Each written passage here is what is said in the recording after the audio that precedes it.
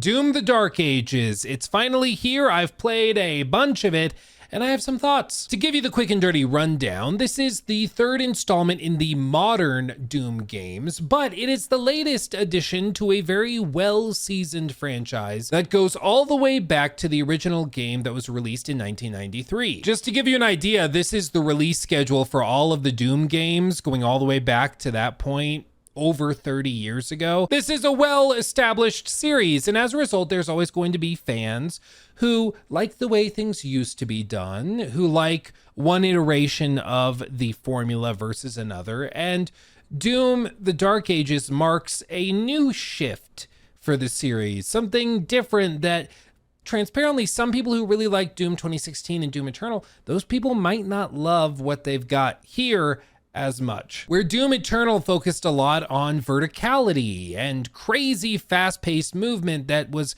at times chaotic and absolutely outrageous, Doom: The Dark Ages instead focuses on slightly slower, more intentional and methodical gameplay. The levels are more vast, they sprawl much more horizontally than vertically, and as a result, you spend a lot of your time while you're playing through the game exploring these levels, looking through little nooks and crannies, opening up the map and looking for different routes to where you should be going, trying to find keys into secret little rooms to get either a new life sigil to basically give you one free buyback in case you get downed in combat, or perhaps even other goodies that can be used to upgrade your weapons or even specific abilities of those weapons, which I won't really spoil because there's a lot there, but there is reason to explore the levels for sure. But the reason I point this out is because Doom: The Dark Ages does play a good bit differently than the old games, and some people are going to love that and others will probably hate it. What I can tell you is that I actually really like what they've done with Doom: The Dark Ages, but transparently, I have not finished the game at this point. I'm recording this video at 11:38 p.m. and I leave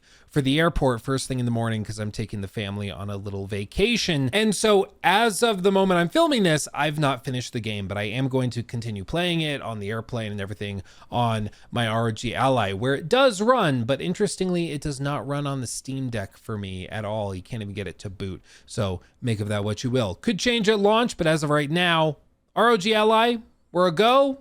Steam Deck, not so much. Later in the video, I'm gonna pop in with my future self to explain what I think of the game once I've finished it. But as of right now, what I will tell you is that Doom: The Dark Ages is the first Doom game I've been able to play for longer than like 30-40 minutes at a time. Historically, when I play these games, I get super motion sick. I don't really know what it is, if it's just the really fast-paced movement, if it's the smoother motion as you kind of glide across the arena. I honestly don't know, but something in my brain has not liked Doom 2016 or Doom Eternal. I get super motion sick whenever I try to play those games, whether it's on mouse and keyboard or controller, Xbox or PC. But this is the first time I've been able to sit down and just play through Doom for hours at a time and really enjoy it. It's kind of crazy, honestly, that now for whatever reason, this game doesn't make me feel that way. So make of that what you will. I know there are other people out there like me who haven't been able to really enjoy these games because of that.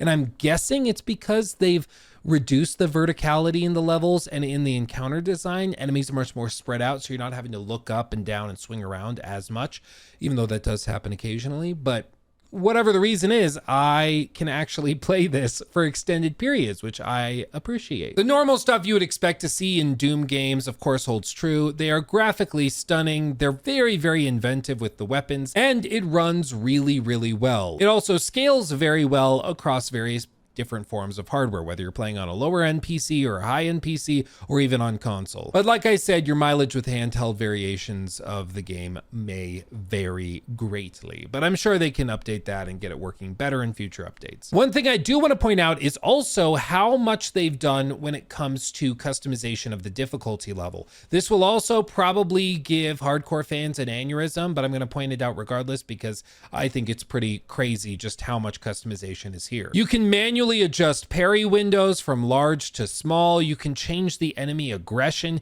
You can adjust your damage to demons to make it easier or more difficult. You can increase the damage you receive or reduce it. You can change how much or how fast rather the enemy projectiles travel, how many resources drop, how fast the game just in general goes. Some of this is standard for Doom, some of this you've seen before. Other pieces and bits, as far as I understand it, are new. Either way, you can really tweak this game to be exactly what you want it to be, whether you want a more casual chill experience or you want something that is crushingly and soul destroyingly difficult. You can certainly get it. I'm really excited to see people who are way more talented at these games than me play it, because I can only imagine what they're going to be able to do on some of these challenge runs. There's a huge amount of scalability when it comes to difficulty, and I just can't wait to see what some people do with this. But beyond all of that, it does feel like a good old Doom game. However, it plays very, very differently. The opening levels are pretty quick when they're introducing you to all of the systems and the general flow of combat, and as the game goes on, it definitely picks up a lot. As they've already disclosed publicly, so I'm not like spoiling or breaking any news here, there are 22 chapters in the game. The first few go by really, really quickly, and those are the ones you've seen in like the trailers and gameplay reveals.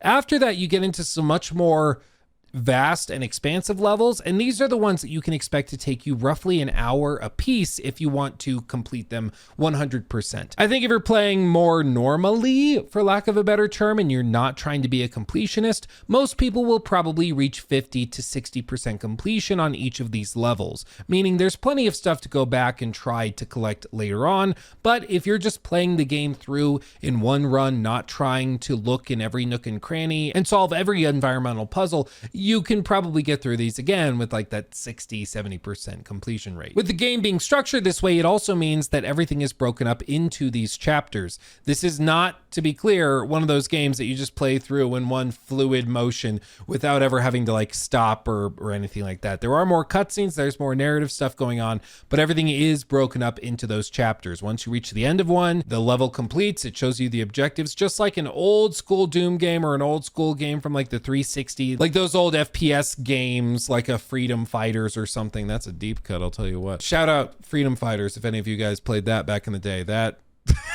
I just had like a flashback thinking about that. Oh gosh. Anyway, what I mean to say is just that it's a familiar structure for Doom games and older school FPSs, but if you're hoping that they like totally reinvented it into this like fluid, nonstop, linear, action-packed thing, not quite so much. There's a lot of action, but it is broken up very abruptly into these chapters where each level is its own chapter effectively. But this brings me to just Doom: The Dark Ages as a package. I think it's been advertised and presented as a sort of next chapter in the franchise, as an evolution of it and also refinement of other pieces.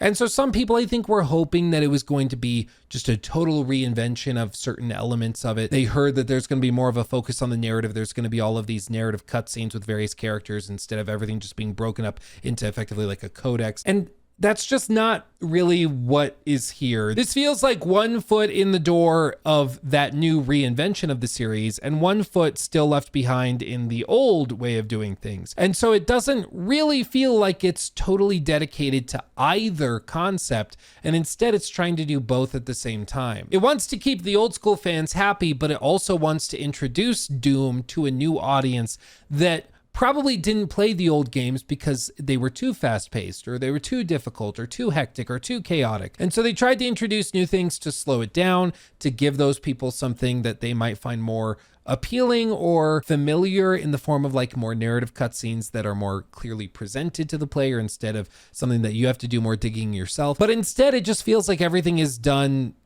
okay, or even like good, but nothing's done phenomenally. And so it just currently has left me feeling, oh, okay, I would love to see what the next game is like that continues to build on it, but it feels like Assassin's Creed 3. You know, it feels like that game that was the halfway step or the stepping stone to the thing they really wanted to make. It's good. It's still something I'm glad I've been playing, but it's not quite there yet. I feel like it's getting there, but it's not quite there. But again, all of this could change because I'm going to continue playing it over the course of the rest of this week while I'm on this little vacation. And so at this point, we're going to cut and I'm going to jump to future me. So let's see what he thinks or if his opinion has changed as time has gone by. Take it away, Luke of the future. Oh. I guess that's the future. Well, hello everyone. I am, yes, still on vacation, enjoying the lovely scenic views in Orlando at Disney World. We're having a great time, me and the family. Everyone's down for naps right now, so I figured it was a good time to sneak out and just give kind of my closing thoughts on all of the Doom stuff. It happens to be raining right now, which I didn't realize when I stepped under this tree, so I guess I'm staying put. What I will say, though, is that I've been very impressed with it. I still have not had the chance to finish the game, obviously. A little preoccupied, but I've been really impressed with it. It runs very well on my gaming laptop. It scales well. Again, it doesn't work on the Steam Deck yet, at least. It does work on the ROG Ally. You just have to drop everything to the lowest setting and use some upscalers and stuff, but it is playable, I think, on that. But so far, I've been having a good time. I am excited to play more of it. And again, for me, it's mostly that it's accessible. And I know that typically is like a cringe word, but for whatever reason, I wasn't able to play Doom games previously because they just made me sick. And whatever they did to the formula or to the game itself to make it playable for me, I appreciate. I'm glad to see it because I am finally able to play Doom without getting nauseous after 20 minutes or 30 minutes. So I'm here for it. But yeah, I've been having a really good time and I can't wait to play more. I wish I had more time with the game before I left so that I could do a more comprehensive review, but I would say as of right now, I'm having a really good time. I don't personally think it's like game of the year level for me. I just think some of the structurings, like I said, feel like an in-between of what they want to do and where they are. I feel like the franchise is evolving and I think it'll get there, but as of right now, I don't think it's quite there yet. There's still some clunkiness. There's a lot of repetition. There's a lot of samey levels where things are laid out very similarly. And I understand they wanted to go with these broader levels for you to explore, but what inevitably happens is you play through the level in one shot, you'll land at like 60%. So if you want to be more of a completionist and get every single little hidden trinket in the map, you can do that, but it means that you're going to be pulling up the mini map and looking through everything, or I guess it's not mini, it's the full map, but pulling up the map, looking for pathways to get over there. Okay, you go find the purple key, you go run around the level, you get back to where the purple door was, you open it up, there's some more gold that you can use to level up a skill or two, and you move on like that. It's just not, I don't know, it feels very 360 era, it feels very Doom, but it doesn't feel like that true evolution where other pieces of the formula are evolving and changing and shifting. And I just don't think that like these other components are quite there yet, but I'm excited to keep playing. And that's a good thing. If I had to put a number on it, I would say it's like a solid B+. I'm really liking it. It just lacks that wow factor for me to be like, this is really special. It's just not quite there yet, but it could get there with more work, updates, patches, that type of thing, or maybe an expansion. I don't know what they're gonna do, but I'm enjoying it so far, and I'm excited to see what they do moving forward. But another solid Game Pass release, because that's, again, another big thing to take away from it. They are just casually dropping like solid Bs. Clair Obscur, I think, is an A+, but they're casually dropping these fantastically successful games that are very good, included in Game Pass Day 1. Like, that's ridiculous. People have been saying it's the year of Game Pass, and they're not wrong. They're not. Also, look, there's a lizard. Do you see it? Hey fella, you gonna walk? No, there he goes. Dude, they're all over the place. Like, all over the place here. You have to kind of be careful, or otherwise you'll step on them. They're quick, but you got to be careful. Anyway, thank you for watching. Thanks for making my dreams a reality. I'll see you guys very soon when I get back, because there's a lot to talk about. There's new Mafia footage. There's, of course, GTA 6. There's a lot. So I'll talk to you soon. Much love. Hugs and kisses.